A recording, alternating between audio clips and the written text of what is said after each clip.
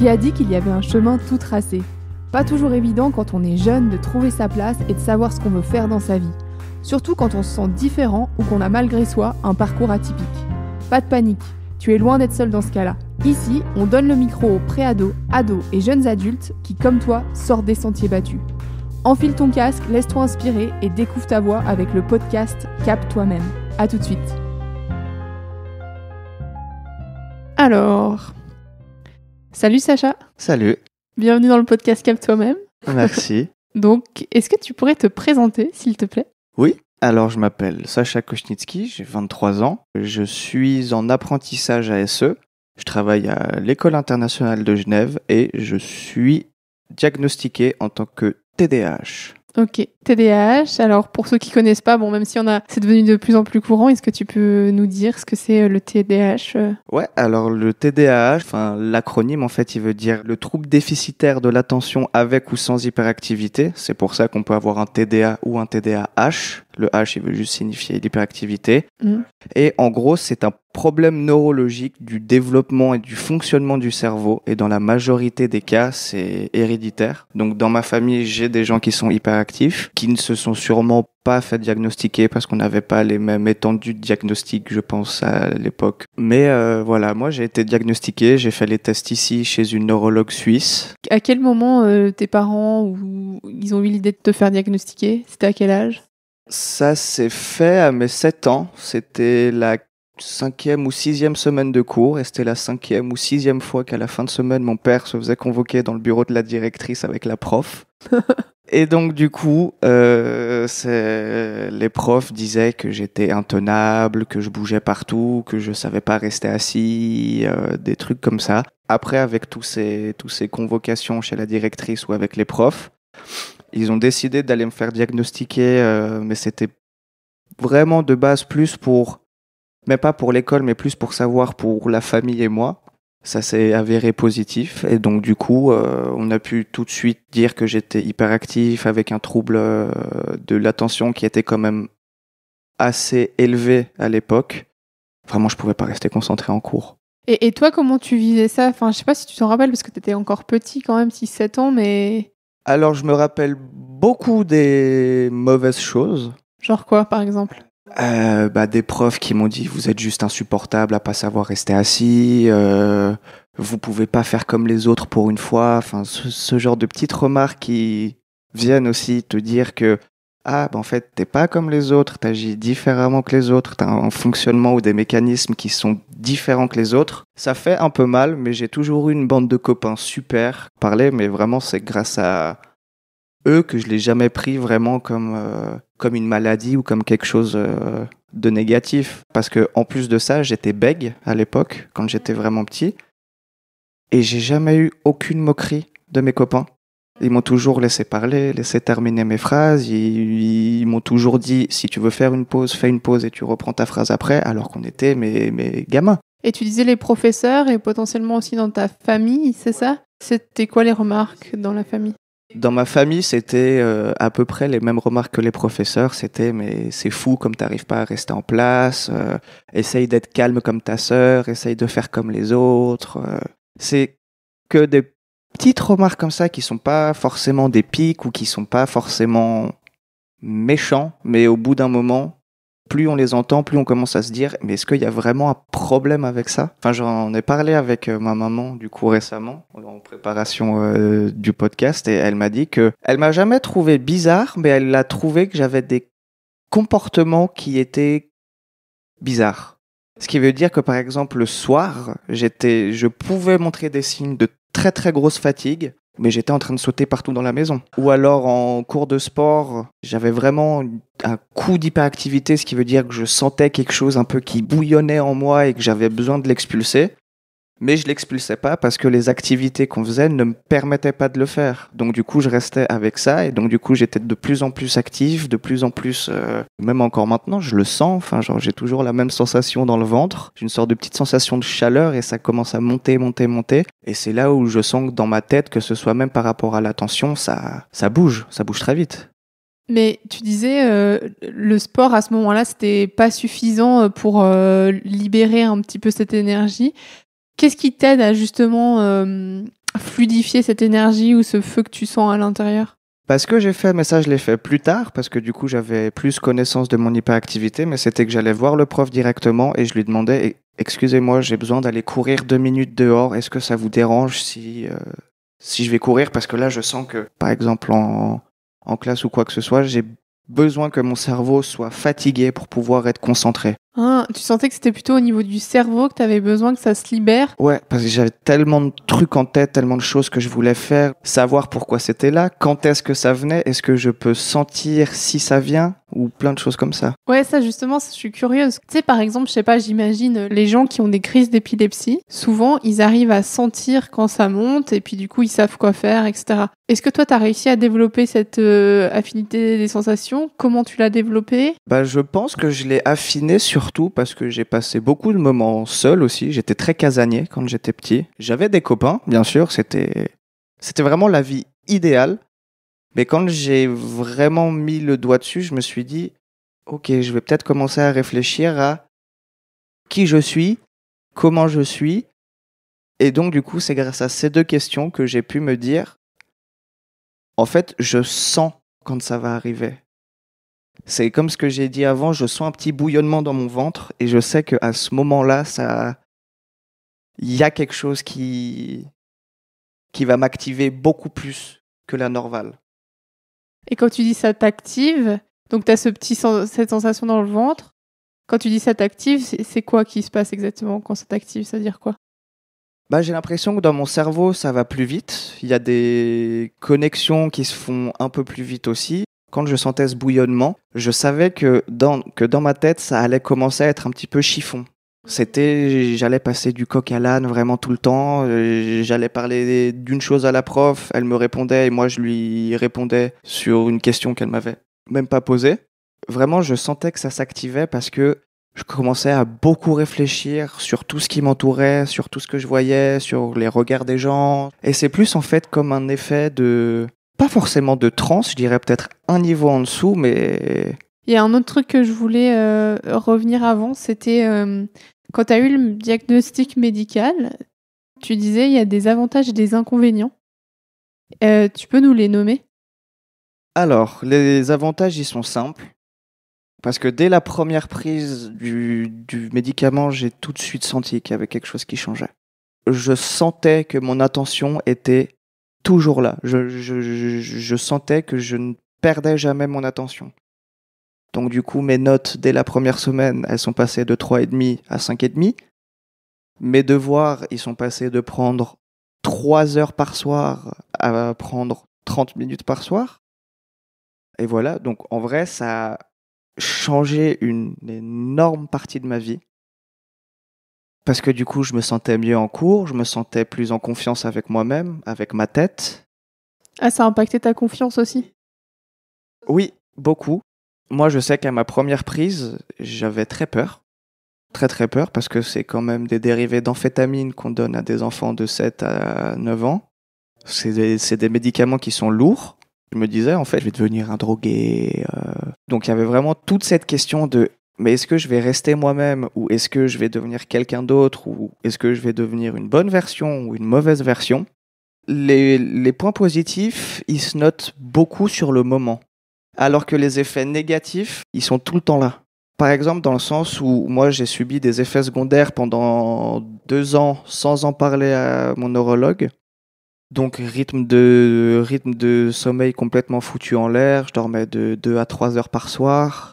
Donc, c'est des médicaments qui sont très forts, qui peuvent faire peur. Et souvent, les neurologues vont dire que il n'y a pas d'effet de « Ah, j'ai envie d'en reprendre, j'ai envie d'en revoir » ou je sais plus comment on appelle cet effet, mais... Craving. Ouais, un peu. Mais moi, j'ai l'impression de l'avoir déjà ressenti, cet effet. Ouais, au moment où, pendant des vacances d'été, j'avais arrêté. Et en fait, l'été, dès le premier jour, je me suis dit « Mais en fait, il me manque quelque chose. » Et pendant 3 jours, je me sentais comme si j'étais en manque de quelqu'un qui se droguerait, par exemple. Dès que je voyais la boîte, j'avais envie. Peut-être qu'il n'y a pas d'addiction à ce médicament, mais il y a une addiction à comment ce médicament nous rend. Et j'ai une question juste avant ça. Pourquoi tu n'en as pas parlé à ton neurologue pendant 2 ans quand tu as vécu les effets secondaires? Je pense que surtout, j'avais pas envie qu'on me remédicamente encore quelque chose d'encore plus fort. Je sais qu'il y a d'autres personnes qui n'ont absolument rien ressenti et qui ne ressentent toujours pas d'effets secondaires alors qu'ils sont encore sous Ritaline ou sous d'autres médicaments.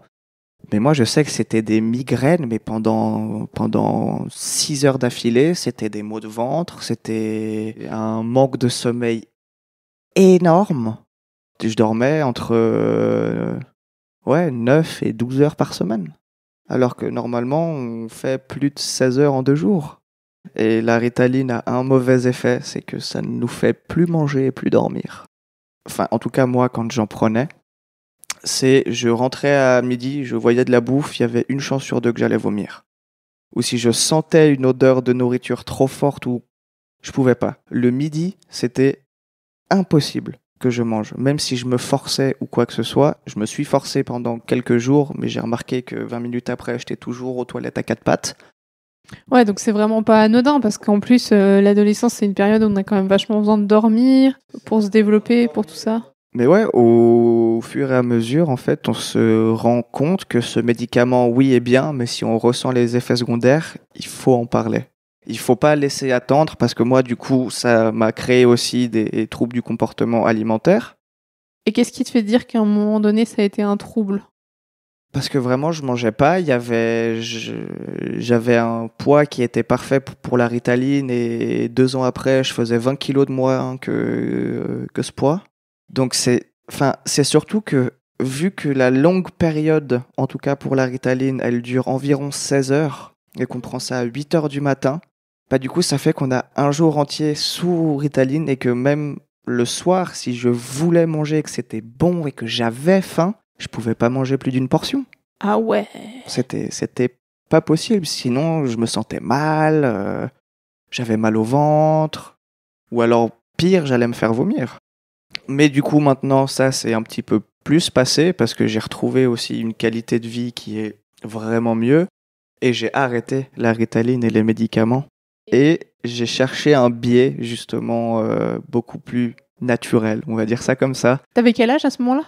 J'avais 18 ans. Ouais, c'était au moment où j'étais en terminale ou alors je rentrais à l'université. Et je me suis dit qu'en fait, j'avais beaucoup trop souffert à cause de ce médicament, même s'il m'avait apporté beaucoup de choses bien, mais que j'avais trop souffert, on va dire, physiquement. Ce qui veut dire que j'en pouvais plus d'avoir des migraines pendant 6 heures, j'en pouvais plus de dormir que 3 heures par jour, j'en pouvais plus de pas manger. En fait, parce que si on mange pas, du coup, on est fatigué le reste de la journée, et bah, si on est fatigué, et qu'en plus on dort pas, c'est compliqué de mener une vie, on va dire, normale. Ouais, puis tu vois, je pense qu'à un moment donné, la Ritaline, elle a fait le taf dans le sens où, bah toi, t'as pu regagner cette confiance en toi. Oui. Et je pense que ça t'a impacté pour le long terme. Et après, le coût à payer par rapport aux effets négatifs vis-à-vis de ce que tu gagnais, c'était peut-être plus aussi... Ah, c'était plus aussi rentable. On se dit que souffrir pour souffrir, ça sert plus à rien. Ouais. Alors que si on souffre un peu, mais que c'est pour une bonne cause ou que c'est parce qu'on veut cravacher nous-mêmes sans le médicament et donc on se met des... Enfin, moi, je sais que... Mais du coup, j'ai beaucoup dû cravacher, mais en musique. Et justement, comment t'en es arrivé à la musique et qu'est-ce qu'elle t'a apporté ?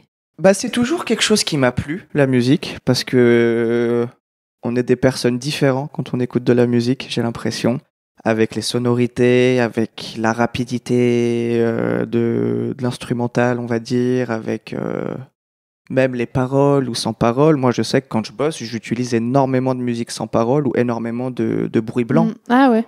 Genre de pluie sur de la tôle, pluie en forêt, grosse pluie sur une route, bruit de tonnerre, parce que c'est des choses et ça concentre en fait mes autres sens sur le fait d'écouter, et donc du coup je peux me concentrer avec ma concentration pour le travail sur vraiment le travail en lui-même. Ok. Et juste, comment elle fonctionne la musique avec ton cerveau et comment elle t'aide à gérer ton TDAH justement ? Ah, c'est un peu une histoire d'amour entre mon cerveau et la musique. Parce que de base, je suis même un passionné de musique. J'adore connaître des groupes que peu de personnes connaissent, connaître des sonorités, aller chercher des musiques du monde. C'est vraiment ce qui me plaît le plus en fait dans la musique, c'est que on a beau être très différents humainement, si on se rejoint sur les musiques, je sais qu'il y aura quand même des similitudes entre certaines personnes. Ok. Et comment justement, alors tu dis c'est une histoire d'amour avec la musique, entre ton cerveau et la musique, qu'est-ce qui se passe quand tu écoutes de la musique et comment ça t'aide justement à rester focus ou comment ça accompagne ton TDAH?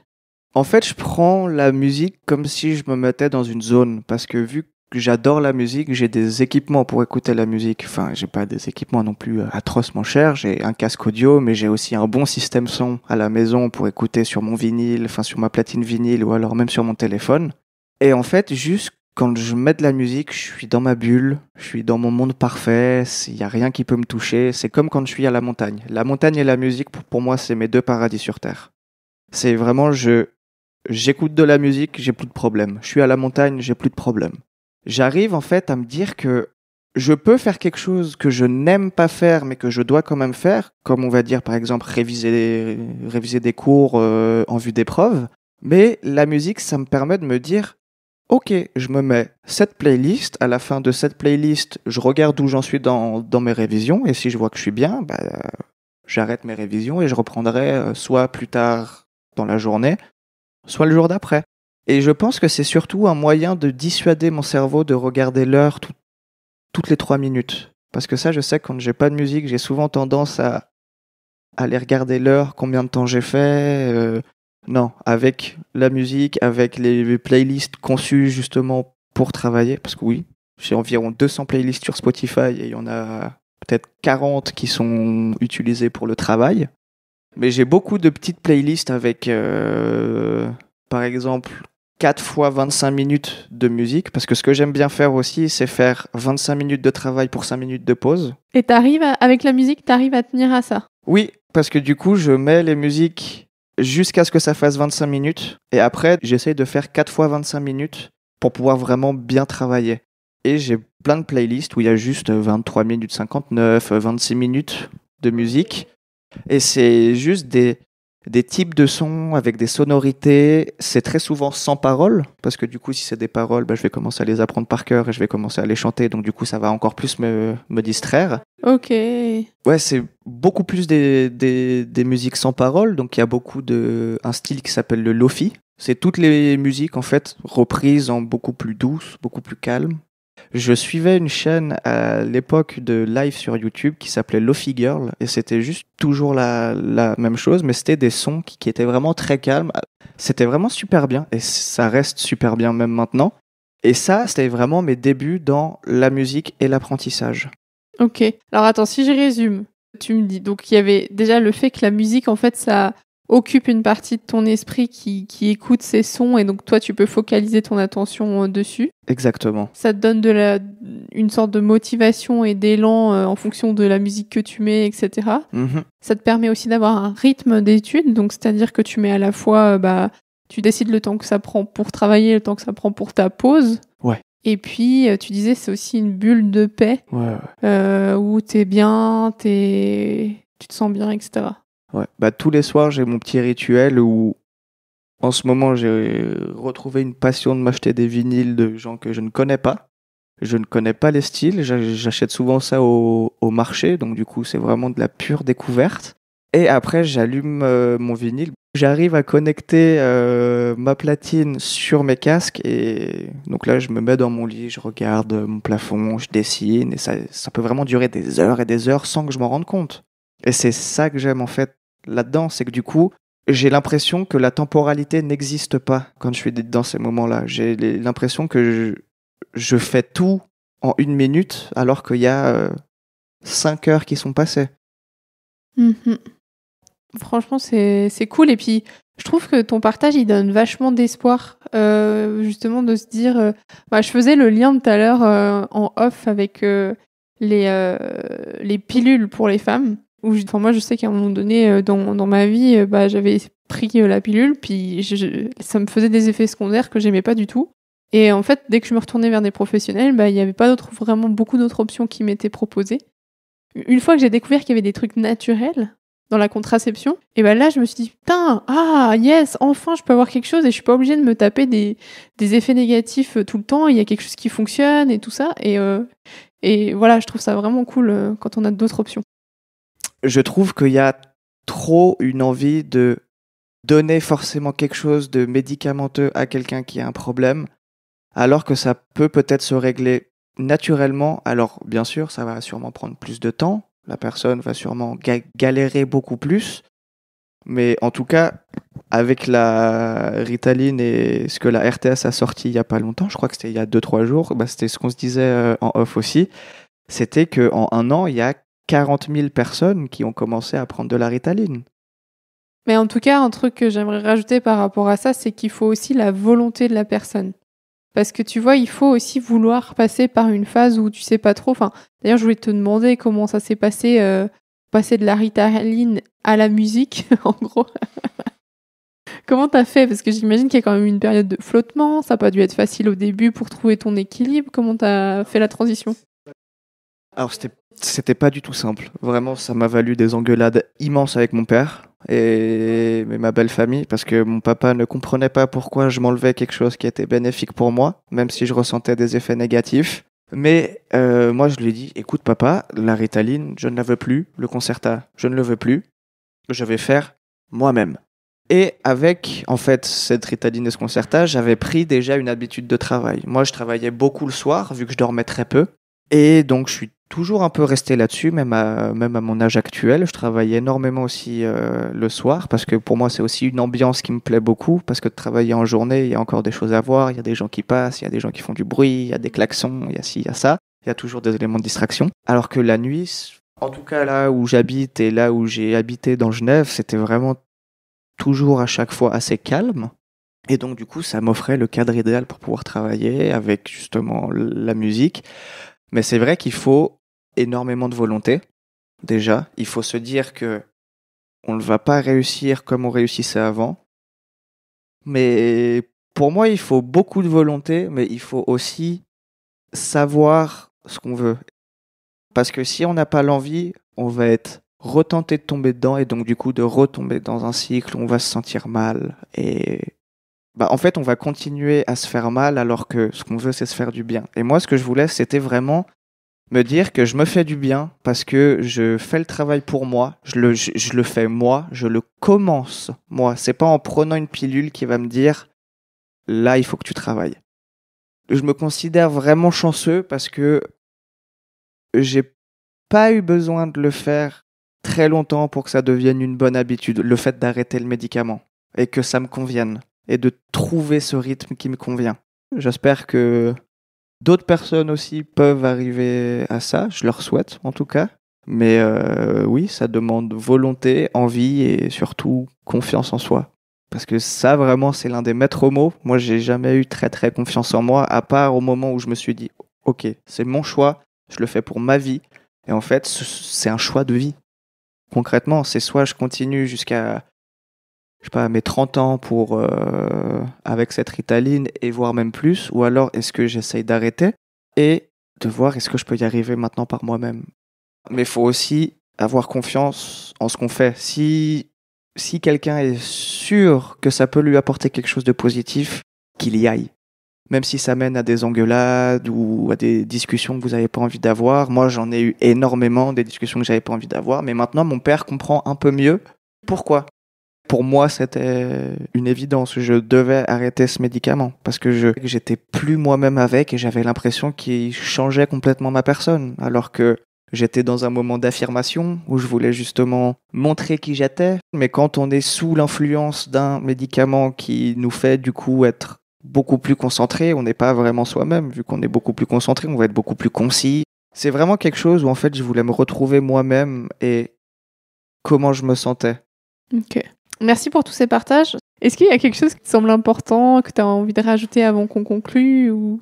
C'est vrai que les institutions, je trouve... Alors après, j'ai plus été dans une école primaire depuis très longtemps, donc ça je peux pas dire, mais vraiment entre l'école primaire, le cycle, et puis après à mon passage en France où j'ai fait collège, lycée, université, c'est vraiment des choses qui sont similaires parce qu'ils ne comprennent pas que des enfants puissent être différents, avoir un TDAH, Et en fait, les profs ne savent pas comment gérer les élèves comme ça. Donc il n'y a pas forcément d'accompagnement qui est...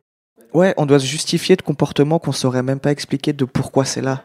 Et donc j'espère que les institutions vont changer ou ont changé déjà et qu'ils aient quelque chose de plus adapté à, même simplement à des élèves qui sont 10 aussi. Enfin, je trouve que les problèmes 10, c'est pas quelque chose à négliger non plus. Enfin, en tout cas, c'est ce que j'aimerais voir. Si jamais je devais recommencer, on va dire, une scolarité à 0, j'aimerais bien qu'il y ait plus d'aménagement pour les élèves avec TDAH. Ouais, bah de toute façon, ça va venir, ils vont être obligés, parce que ça touche tout le monde. Donc au bout d'un moment, ça va... Toute la société est touchée, donc ça va forcément changer. Trop bien. Eh ben écoute, merci Sacha. On va s'arrêter là. Mais de rien. Merci à toi. À une prochaine peut-être, ou en tout cas merci d'avoir participé sur le podcast, c'est trop cool. Très sûrement une prochaine. Moi, ça me dérangerait pas de revenir pour un autre sujet. Tu sais ce que j'aimerais faire ? J'aimerais trop, genre, une fois faire des tables rondes avec que des jeunes, mais genre de 13 à 25 ans. Alors là, tu m'appelles, s'il te plaît. Ah bah, je t'appelle avec plaisir, et puis on fait une table ronde, puis tu sais, t'amènes un thème, et en fait, chacun peut amener sa vision du monde. Et t'as des jeunes, 13 ans, qui ont leur vision à eux, puis qui peuvent la partager, puis... Enfin, je me dis que ça pourrait être super cool de faire un podcast comme ça. Ah non, ça peut être super bien, ça peut être même génial. Bah, je te dirai alors. Ah, moi j'adorerais participer à ça en tout cas.